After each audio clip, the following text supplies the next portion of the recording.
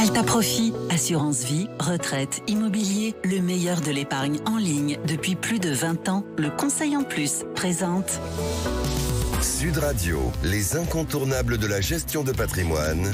Thomas Binet, Philippe David. Bonsoir Thomas Binet, nous vous retrouvons tous les jeudis soirs avec votre consultante Stellane Cohen, présidente d'Alta Profit, pour nous parler gestion de patrimoine. Aujourd'hui, vous allez nous parler de l'assurance vie et de ses modalités de souscription pour un couple. Mais oui Philippe, parce qu'il faut rappeler que l'assurance vie est le placement préféré des Français car il offre quand même des avantages comme nulle part ailleurs. Cadre fiscal, support financier, souplesse de fonctionnement, je m'arrête là. Mais aujourd'hui, on va particulièrement s'intéresser à la dimension civile du contrat d'assurance vie, outil de transmission du patrimoine. L'assurance vie assure-t-elle une véritable communauté d'intérêt pour les couples mariés ou pacsés? C'est à vous, Stellane, de nous répondre à cette question. Oui, c'est bien cela, effectivement, une communauté d'intérêt. Quand on parle de couple mariés, mais on parle également de couples pacsés, puisqu'ils ont les mêmes droits que les couples mariés. C'est important de le rappeler.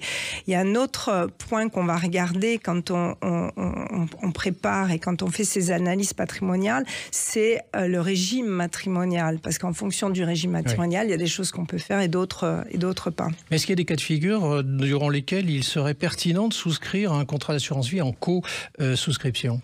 Alors, la co-souscription, elle est possible pour les couples qui sont mariés ou pacsés et mariés sous le régime de la communauté. Okay. Parce qu'on recrée dans le contrat d'assurance vie une communauté qui, en cas de décès des conjoints, s'il y a une clause de dénouement au second décès, eh bien, il ne se passe rien, le contrat n'est pas dénoué et ça préserve effectivement à la fois le contrat et ça protège le conjoint survivant. Alors du coup, on voit que là, il y a quand même, dans ce cas de figure, une protection entre conjoints. Mais qu'en est-il pendant la durée du contrat d'assurance vie? Alors, un contrat d'assurance vie en co-souscription va fonctionner de la même façon qu'un contrat d'assurance vie où il n'y a qu'un seul souscripteur.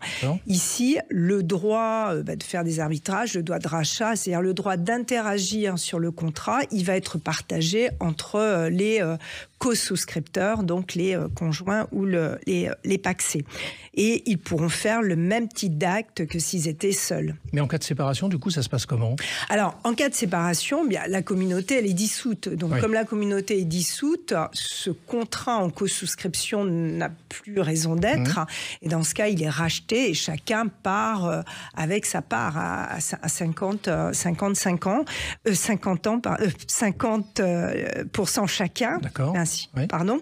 Et là, donc, il n'y a plus de contrat d'assurance vie. Il s'agit quand même ici d'utiliser l'assurance vie pour se protéger, surtout en cas de décès. J'ai bien compris?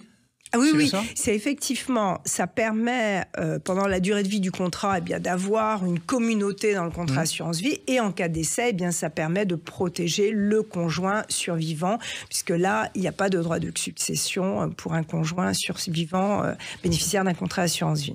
Merci Stellane et Thomas, on vous retrouve jeudi prochain pour un autre numéro d'Oser Investir, les incontournables de la gestion de patrimoine. Et on vous retrouve également Thomas dimanche 9h30 dans le Grand Matin Week-end. Sud Radio, les incontournables de la gestion de patrimoine. Thomas Binet, Philippe David. avec Alta Profit, assurance vie, retraite, immobilier, le meilleur de l'épargne en ligne depuis plus de 20 ans. Le Conseil en Plus.